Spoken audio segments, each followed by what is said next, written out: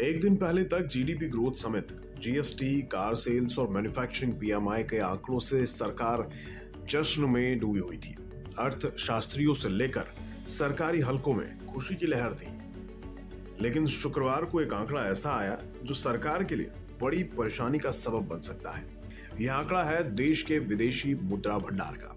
RBI के आंकड़े बता रहे हैं कि भारत का फॉरेक्स रिजर्व, या आप इसे फॉरेन एक्सचेंज रिजर्व भी कह सकते हैं, ये लगातार दूसरे हफ्ते घट गया है। 26 मई को खत्म हफ्ते में देश का फॉरेक्स रिजर्व 4.339 अरब डॉलर घट गया है। फॉरेक्स रिजर्व के सभी कंपोनेंट इस दौरान घटे हैं और इसमें फॉरेन करेंसी असेट्स में सबसे ज्यादा गिरावट आई है। 26 मई को खत्म हफ्ते में इस गिरावट के साथ भारत का फॉरेक्स रिजर्व 589.138 अरब डॉलर पर आ गया है। यानी रिजर्व बैंक के खजाने से डॉलर तेजी से बाहर जा रहा है और सरकार को समझ नहीं आ रहा है कि इस पर कैसे लगाम लगाई जाए। अर्थव्यवस्था के बाकी आंकड़े उत्साहजनक हैं, लेकिन डॉलर सरकार का सबसे बड़ा सिरदर्द साबित हो रहा है। 2021 के आंकड़ों के हिसाब से देखें तो मौजूदा हालात वाकई चिंताजनक दिखाई देते हैं।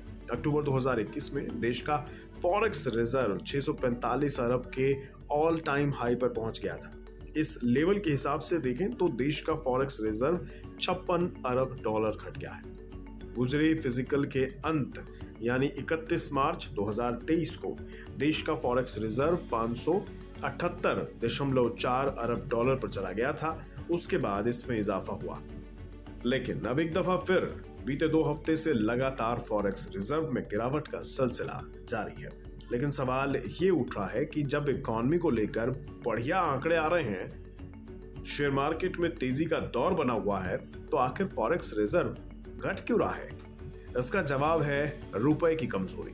दरअसल मई में भारतीय करेंसी का परफॉर्मेंस 2023 में सबसे खराब रहा है। डॉलर के मुकाबले इसमें बड़ी कमजोरी देखी गई है। मई में रुपया करीब 1% कमजोर हुआ है। दिसंबर 2022 के बाद रुपए का ये सबसे खराब प्रदर्शन है और रुपए की गिरावट को रोकने के लिए रिजर्व बैंक फॉरेक्स मार्केट में दखल देता है और ऐसा स्पॉट और फॉरवर्ड पोजीशंस लेकर किया जाता है। रिजर्व बैंक डॉलर की बिक्री करता है और रुपए को और गिरने से बचाता है। शुक्रवार को डॉलर के मुकाबले रुपया 9 पैसे मजबूत होकर 82.31 रुपए प्रति डॉलर पर ट्रेड कर रहा था।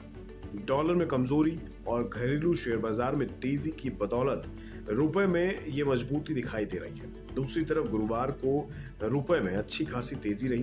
करीब 2 महीने में बीता गुरुवार सबसे बढ़िया रहा।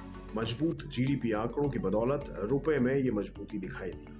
अब देखना यह होगा कि सरकार और रिजर्व बैंक कैसे विदेशी मुद्रा के भंडार को संभालते हैं, किस तरह से डॉलर को खजाने से बाहर जाने से रोका जाता है। ये देखना दिलचस्प रहेगा।